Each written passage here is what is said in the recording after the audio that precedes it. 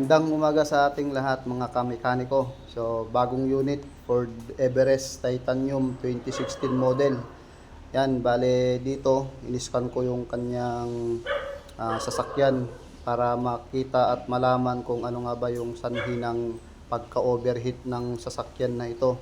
At dito, inumpisan ko ng tignan sa aking engine scanner para ma-determine at ma-pinpoint agad yung problema kung bakit nga ba ito nag-overheat.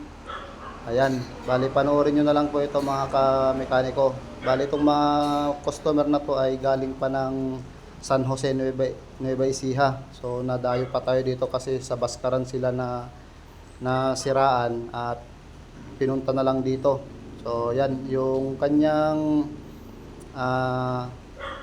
kalagayan ay na-scan dito sa scanner ay ang kanyang clutch fan sensor. So yun yung sanhi kung bakit nag-overheat yung makina.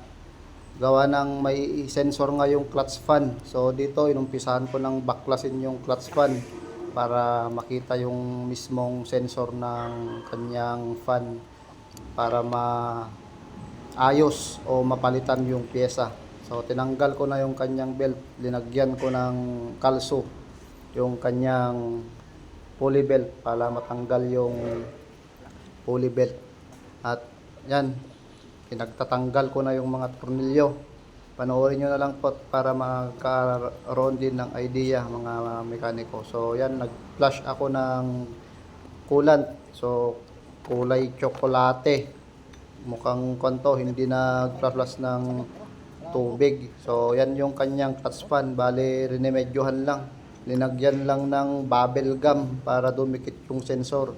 At dito ay tinitignan ko rin at kinecheck ko na rin yung mga iba pang sira. Mahirap din ang isang mekaniko, mahirap din mag-explore.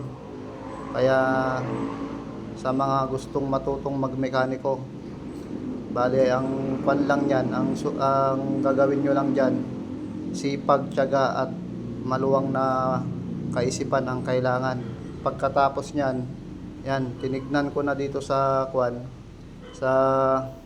scanner yung mismong engine coolant temperature, kung accurate po yung kanyang temperature. Bale napalitan ko na dyan yung kanyang clutch fan assembly.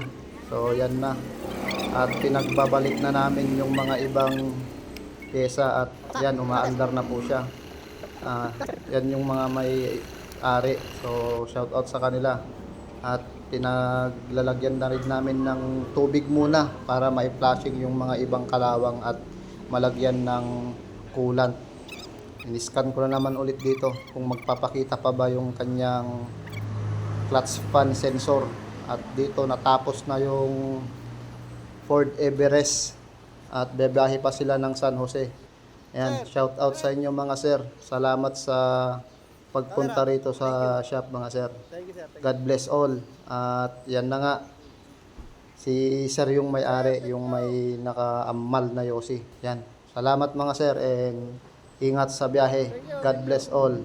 And dito lang po yan kay Mike Mechanic, Old Terminal, Bambang, Nueva Vizcaya.